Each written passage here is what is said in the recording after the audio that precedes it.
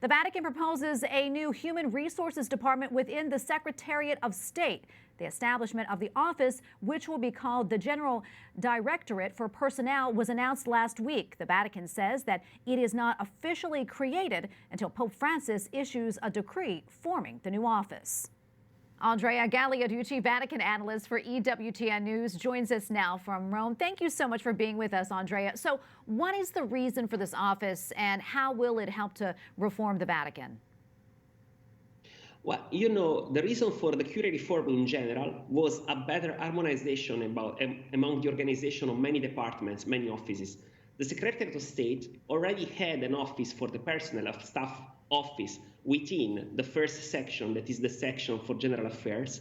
Now, this new office that is going to be supposedly to be established is an office that will oversee not just the administration of the Holy See and of the Vatican per se, but also all the related administration, which includes the Institute for Religious Works, the so-called Vatican Bank, but also the fabrics that are this organization around the cathedrals in order to keep the cathedral works and renovation ongoing, and other related organization. It's a way to have a centralized organization within the Holy See that is not scattered in many departments as it was before.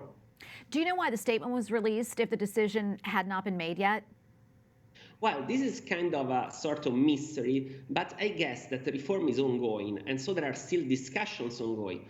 Obviously, when the release was issued, when the release was delivered, it was obvious that there was an approval. It was obvious that the Secretary of State knew that because nothing passes through the Holy See Press Office without the consent of the Secretary of State.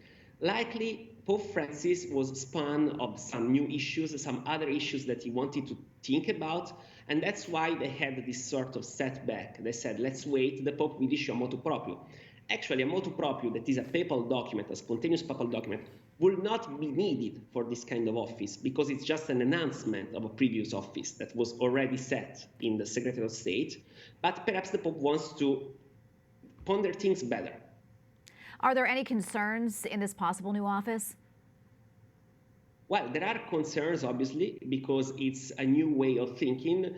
There are organizations, there are entities within the Holy See, like the Institute for Religious Works, that have their way of hiring people, administering people. The IOR issued recently, in August 2019, new statutes. In the new statutes, it was clear that the IOR was going to hire people according to the IOR regulations, which are different from the general Curia regulations. This new office will put every office, every entity related to the Vatican under the Curia general regulation, which makes all the difference. It's different salary, different treatment, different everything.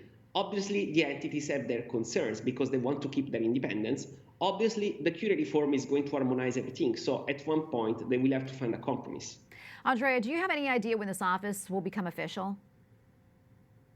We don't have an idea for the main reason that we don't know when the reform is going to end. There is actually a draft that is called the Predicate Evangelium, let's preach the gospel, but this draft is still under discussion. We may think that the draft will be released by the end of June, but this is just a guess because the discussion is still ongoing. Likely the Pope will do that when he's ready, because many of these reforms are already effective because the Pope did them without the draft, so before any draft was released.